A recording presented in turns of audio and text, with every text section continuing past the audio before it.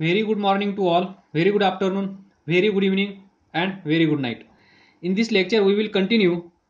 तर पहा, या अगोदरच्या लेक्चरमध्ये आपण पाहिलं radius is equal to M V divided by B Q, that is M V Q B.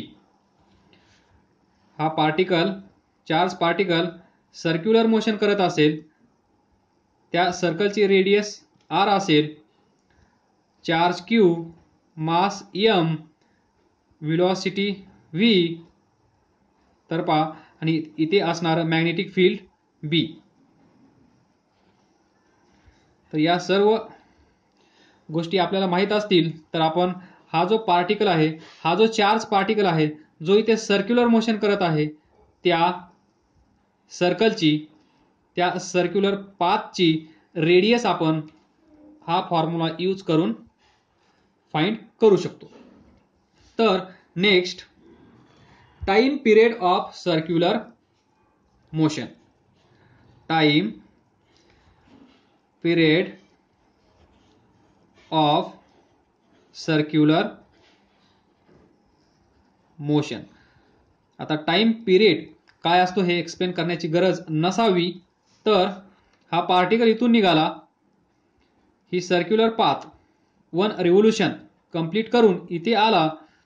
हा इथून निघाल्यानंतर एवढी फेरी कंप्लीट करून इथे येण्यासाठी लागणारा वेळ म्हणजे टाइम पिरियड. तर तो कसा फाइंड करतो आपण? Time period T is equal to 2 pi R divided by speed, म्हणजेच x is equal to V T, time T is equal to x by V, time taken by any particle. इथे आपल्याला जो time find करायचा आहे तो time कसा आहे? T म्हणजेच टाइम पिरियड.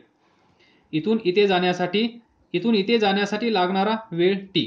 पण इथून इथे येण्यासाठी, इथून निघाल्यानंतर इथे पोहोचण्यासाठी, जिथून निघाला तिथेच येण्यासाठी किती वेळ लागला?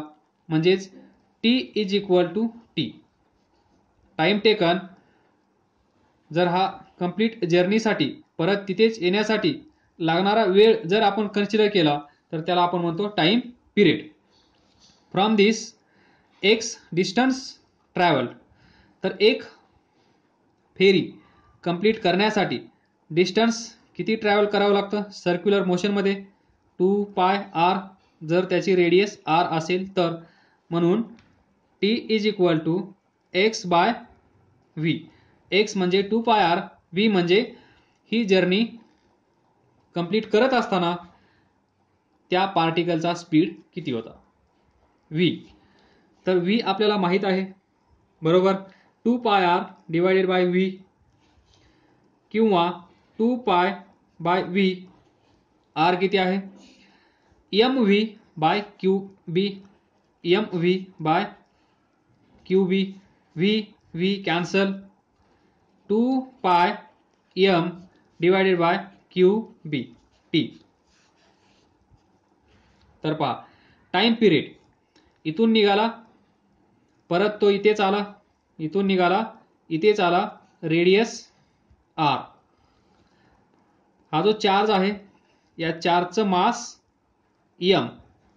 Time period depends upon this mass. त्यानंतर हा चार्ज किती आहे? क्यू. यावर पण हा टाइम पिरियड डिपेंड आहे. इथे असणारं मॅग्नेटिक फील्ड, यावर पण हा टाइम पिरियड डिपेंड आहे.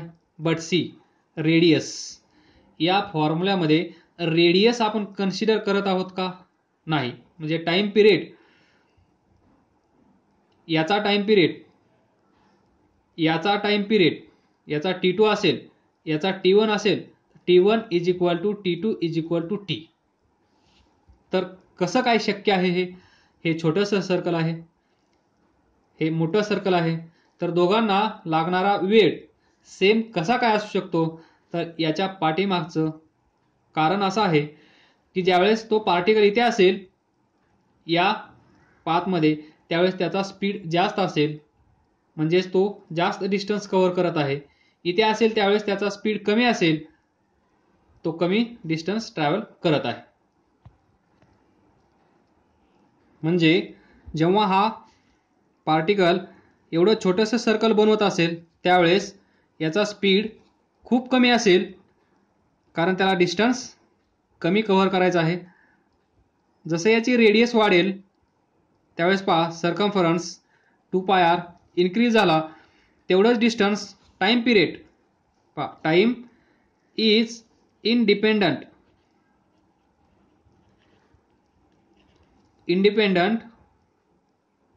Of radius. म्हणजे टाइम तेवढाच असेल, प्रत्येक ही पाथ कंप्लीट करण्यासाठी लागणारा वेळ सेम असेल. म्हणजे छोट्यासाठी 2 सेकंद असेल तर याच्यासाठी पण 2 सेकंदामध्ये ही पाथ कंप्लीट केली जाईल. याच्यासाठी पण 2 सेकंद. पहा इथे जरी डिस्टन्स त्याला कव्हर करायचं जे आहे ते कमी असलं तरी याच्यासाठी 2 सेकंद.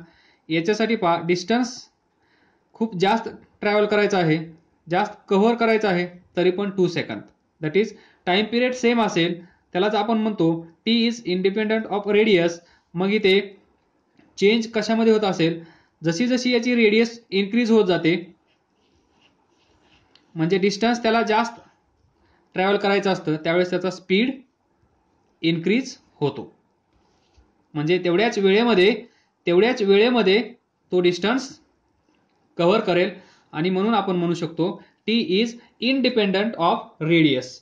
याच मॅजिकचा, याच गोष्टीचा फायदा घेऊन आपण ही कन्सेप्ट इथे यूज करतो, that is cyclotron accelerator to produce हा एनर्जी पार्टिकल्स. म्हणजे जो चार्ज पार्टिकल आहे, हा चार्ज पार्टिकल क्यू याची एनर्जी वाढवण्यासाठी, हाय एनर्जी करण्यासाठी आपण याचा यूज करत असतो, त्याला म्हणतो आपण सायक्लोट्रॉन ॲक्सेलरेटर. तर तिथे पण हे सर्व अवेलेबल आहे. तर हा टॉपिक तुमचा नेक्स्ट टॉपिक आहे, तिथे हेच डिस्कशन असेल, तर ते आपण नंतर घेऊया. तर पहा जसं जसं रेडियस इन्क्रीज होत आहे तसं तसं त्या चार्ज पार्टिकलचा स्पीड वाढत आहे. जर त्या चार्ज पार्टिकलचा स्पीड वाढत असेल तर त्याची एनर्जी वाढत असेल. हेच लॉजिक या सायक्लोट्रॉन ॲक्सेलरेटरमध्ये यूज केलं आहे. Next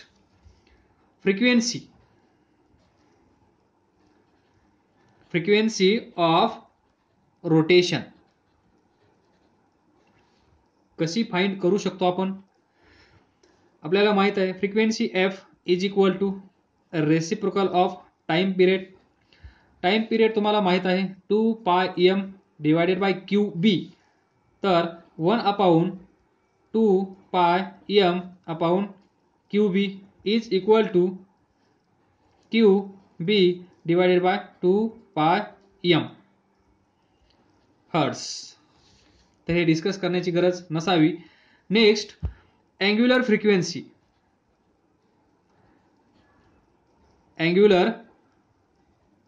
frequency that is omega. Omega is equal to 2π by t.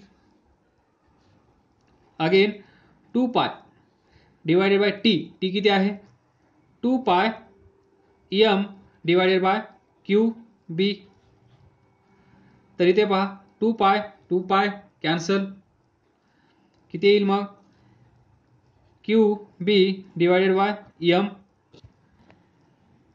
हेच आपण असंही लिहितो 2πf, कारण 1/t म्हणजेच f 2πf qb upon m unit radian per second. Next now see here, this is most important point.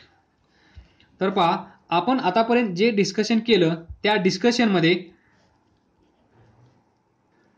ही होती V बार, याला आपण consider केलं बी बार. बी बार कसा होता, going into the plain.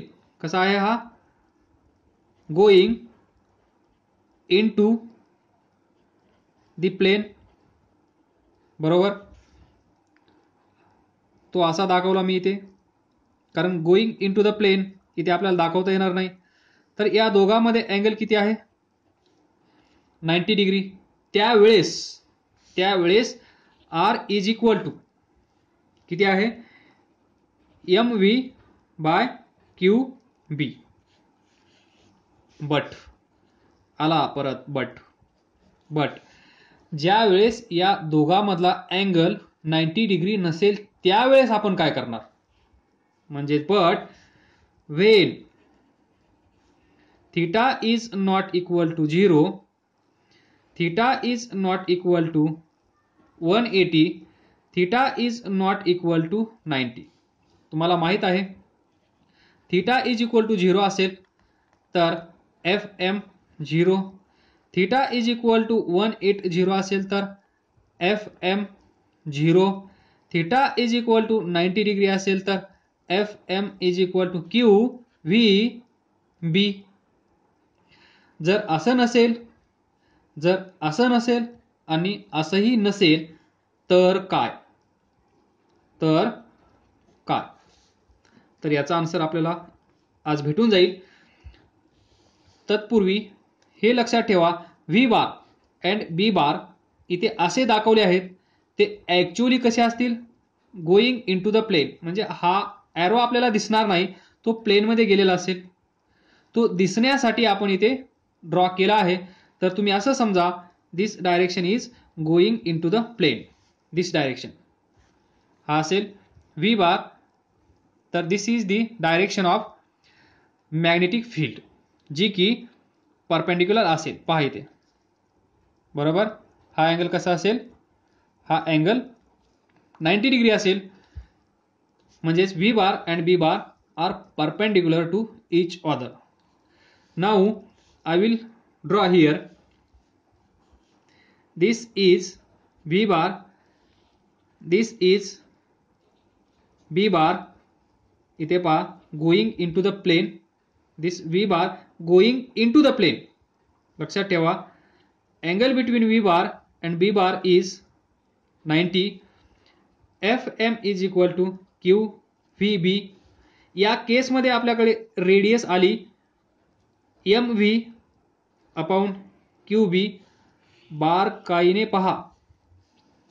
Now म्हणजे असं नसेल तर, या कंडिशनमध्ये आपण तर काय, दिस इज व्ही बार.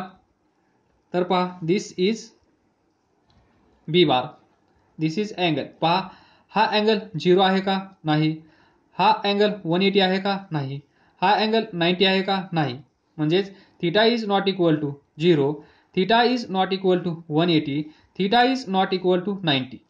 तर या केसमध्ये काय, केस नंबर 2.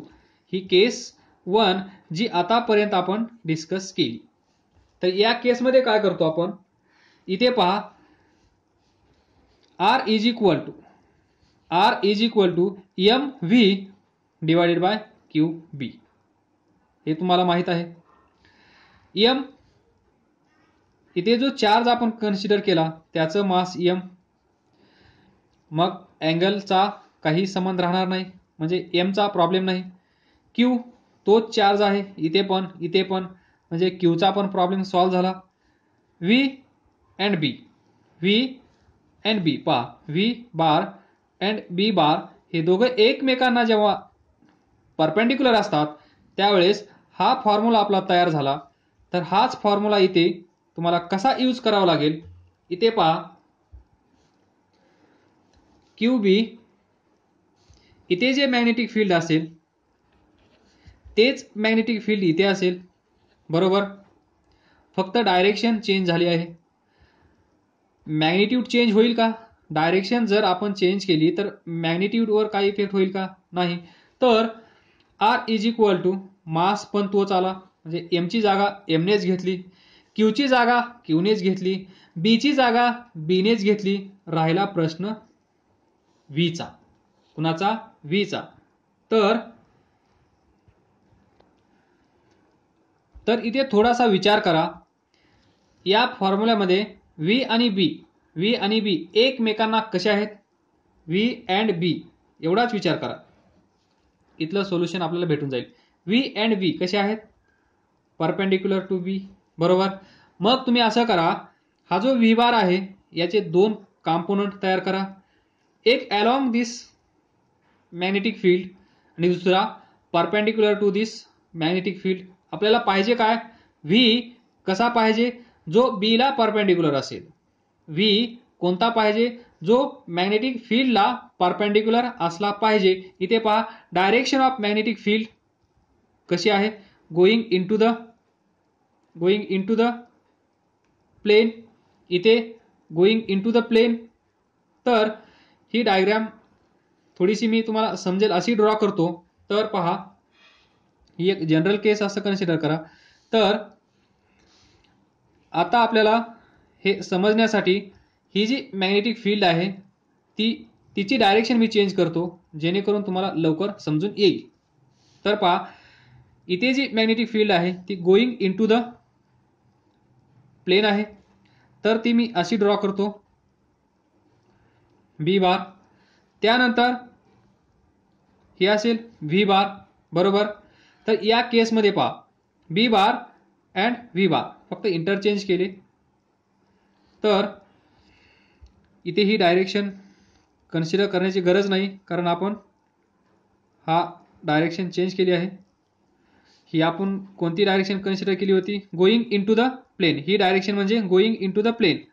तर इथे ही गोइंग इनटू द प्लेन नाहीये, ती फक्त मी चेंज करत आहे. तर इथे हे एरो दाखवण्याची गरज नाहीये,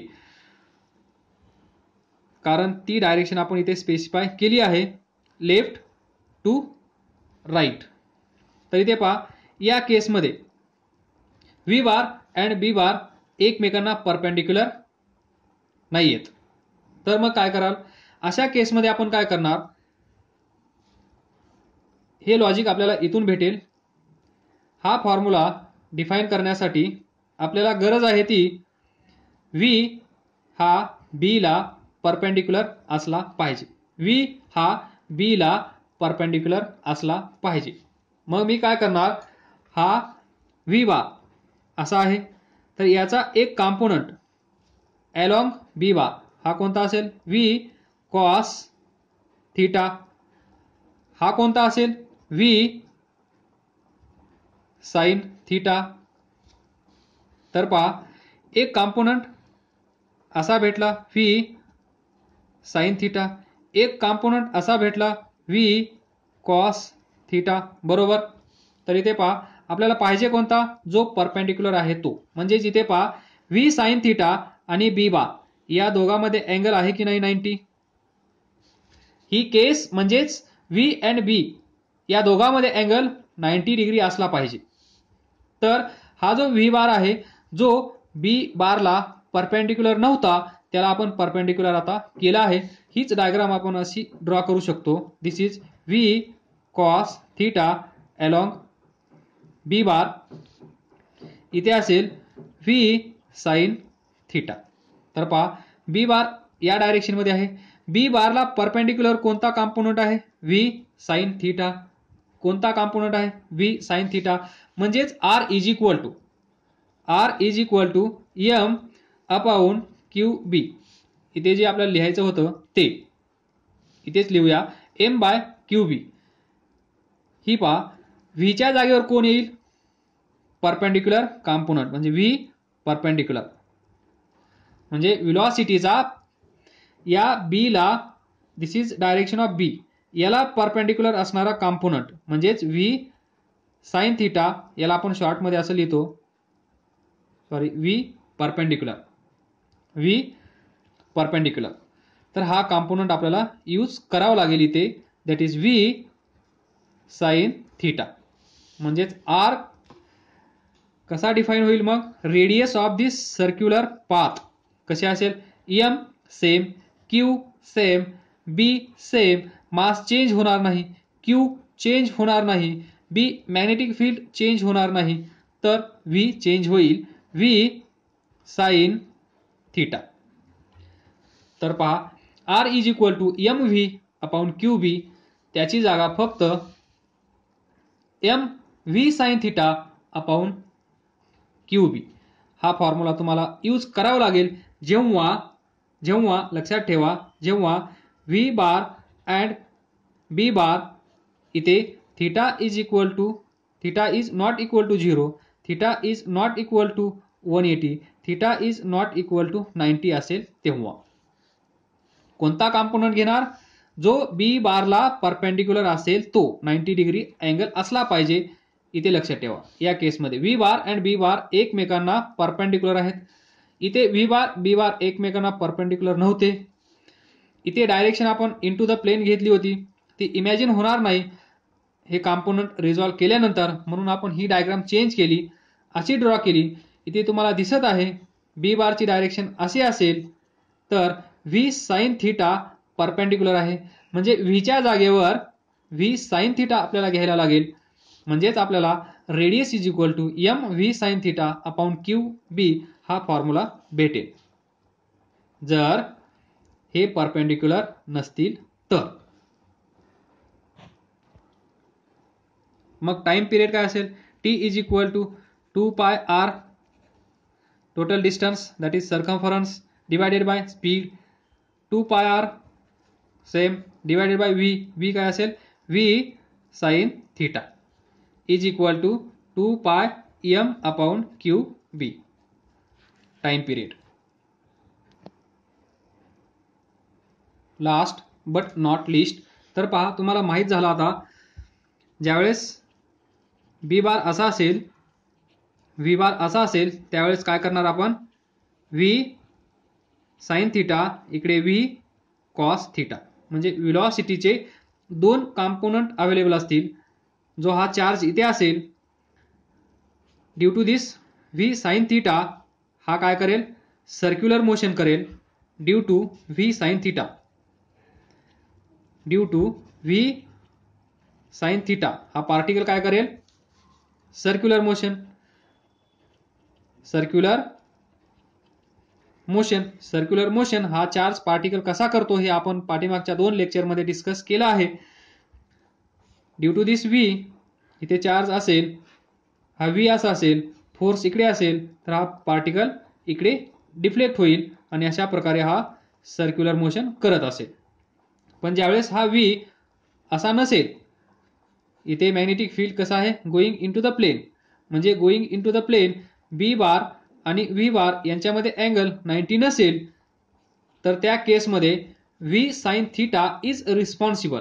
V sine theta component of velocity, component of this speed of charge particle, that is v sin theta is responsible for this circular motion. म्हणजे एखादी मॅग्नेटिक फील्ड असेल, त्या फील्डमध्ये जर आपण एखादा पार्टिकल ठेवला, एखादा चार्ज पार्टिकल ठेवला, तर तो चार्ज पार्टिकल सर्क्युलर मोशन करतो. आणि सर्क्युलर मोशन करण्यासाठी आपल्याला माहित आहे V bar and B bar perpendicular असले पाहिजेत. पण जर या दोघांमध्ये अँगल 90 डिग्री नसेल, तर आपण काय करतो, या व्हीचे 2 कॉम्पोनंट घेतो. पहिला व्ही साइन थीटा, दुसरा व्ही कॉस थीटा, आणि V sine theta is responsible for circular motion.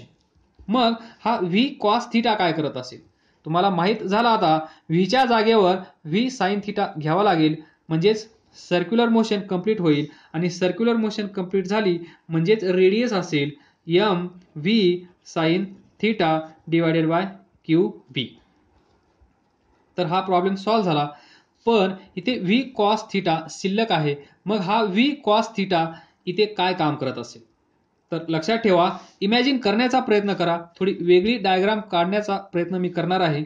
तर पहा, इथे जी सर्क्युलर मोशन मी दाखवणार due to this V sine theta, ती अशी दाखवणार. तर पहा, ही असेल सर्क्युलर मोशन. हा चार्ज पार्टिकल सर्क्युलर मोशन करत आहे या डायरेक्शन मध्ये due to V sine theta. V sine theta, या व्ही साइन थीटामुळे हा काय करत आहे, सर्क्युलर मोशन करत आहे. म्हणजे समजा हा चार्ज पार्टिकल इथे असेल, या चार्ज पार्टिकलला इथे मॅग्नेटिक फील्ड असेल, त्या मॅग्नेटिक फील्डमुळे मॅग्नेटिक फोर्स याच्यावर एक्झर्ट होईल, त्या फोर्समुळे इथे स्पीड असा असेल तर हा सर्क्युलर मोशन असा करेल. जर हा सर्क्युलर मोशन असा करत असेल तर या केसमध्ये v म्हणजेच v साइन थिटा आहे, बरोबर. फक्त असं इमॅजिन करा, इथे असणारा मॅग्नेटिक फील्ड असा आहे, इथे पहा. मग अलॉंग दिस बी बार कोणता कॉम्पोनंट आहे, v cos थिटा. याला परपेंडिक्युलर कोणता कॉम्पोनंट आहे, v साइन थिटा. इथे चार्ज ठेवा, बरोबर. मग या चार्जला v साइन थिटा घेऊन इकडे जाईल, बरोबर. असा तो इकडे पण जाणार नाही, v साइन थिटा हा चार्ज इकडे जाणार नाही, कारण v cos थिटा याला इकडे खेचत आहे, बरोबर. या चार्जला v cos थिटा ही जी ओरिजिनल डायरेक्शन होती v बारची, काही इकडे गेली काही इकडे गेली. म्हणजे हा जो चार्ज आहे या चार्जला v cos थिटा इकडे खेचेल, v साइन थिटा इकडे खेचेल, बरोबर. मग हा चार्ज काय करेल, ना इकडे ना इकडे. त्या सिच्युएशन मध्ये हा चार्ज काय करेल, इकडे जाईल, बरोबर. आणि आपल्याला माहित आहे v sine theta is perpendicular to b bar. जर स्पीड आणि b बार हे दोन एकमेकांना परपेंडिक्युलर असतील तर हा चार्ज पार्टिकल कोणती मोशन करतो, सर्क्युलर मोशन. आलं लक्षात. म्हणजे due to this v sine theta हा चार्ज पार्टिकल सर्क्युलर मोशन करेल, इकडे जाईल, बरोबर. तर पहा, त्यानंतर तो असा होईल, त्यानंतर तो असा होईल. तर अशी पाथ त्याची असेल. ही पाथ म्हणजे काय, तर पहा, या चार्जला v साइन थिटा इकडे खेचत आहे, v cos थिटा इकडे खेचत आहे. म्हणजे या चार्जला सर्क्युलर मोशन पण करायचे आहे, त्याच वेळेस त्याला इकडे पण जायचं आहे. आलं लक्षात, येते का लक्षात. म्हणजेच हा जो चार्ज पार्टिकल आहे, हा चार्ज पार्टिकल ज्यावेळेस मॅग्नेटिक फील्ड मध्ये आपण ठेवतो त्यावेळेस तो सर्क्युलर मोशन करतो, हे तुम्हाला माहित आहे. आणि सर्क्युलर मोशन मध्ये हा चार्ज पार्टिकल फिरण्यासाठी कंडिशन काय असते, v बार हा b बारला परपेंडिक्युलर असला पाहिजे. त्यानंतर fm परपेंडिक्युलर असला पाहिजे v बारला, जेणेकरून तो त्याला magnetic field going into the plane असेल, चार्ज इथे असेल, त्याचा स्पीड असा असेल, तर बाय राईट हँड रूल आपल्याला माहित आहे याच्यावर फोर्स या डायरेक्शन मध्ये एक्झर्ट होतो, Fm. तर हा इथे गेल्यानंतर इकडे, इथे गेल्यानंतर इकडे, अशा प्रकारे हा सर्क्युलर मोशन करतो. पण या केसमध्ये पहा, v बार आणि b बार या दोघांमध्ये अँगल 90 आहे, बरोबर. या दोघांमध्ये अँगल 90 नसेल तर ही केस, त्यावेळेस आपण याला दोन पार्टमध्ये रिझॉल्व करतो, v cos theta v sine theta. मग इथे v साइन थिटा b बारला परपेंडिक्युलर आहे, म्हणजे याच्यामध्ये आणि याच्यामध्ये अँगल 90 आहे. तर v साइन थिटा रिस्पॉन्सिबल असेल सर्क्युलर मोशनसाठी. म्हणजेच हा चार्ज पार्टिकल सर्क्युलर मोशन इथे करत असेल, पण त्याच वेळेस v cos theta is along the direction of magnetic field. अलग लक्षात. मग या v cos थिटामुळे ही सर्क्युलर मोशन जी आहे या पार्टिकलची ती ब्रेक होते आणि हा पार्टिकल असा सर्क्युलर मोशन करत राहतो. तर पहा, दिस म्हणजे पहा, इथून पार्टिकल निघाला, इथे आला, इथे आल्यानंतर त्याची एक सर्क्युलर मोशन कंप्लीट झाली. पण तेवढ्याच वेळेस तो पार्टिकल एवढ्या डिस्टन्स पुढे गेला आहे, बरोबर. सर्क्युलर मोशन म्हणल्यानंतर त्याच पाथवर तो असा फिरला पाहिजे.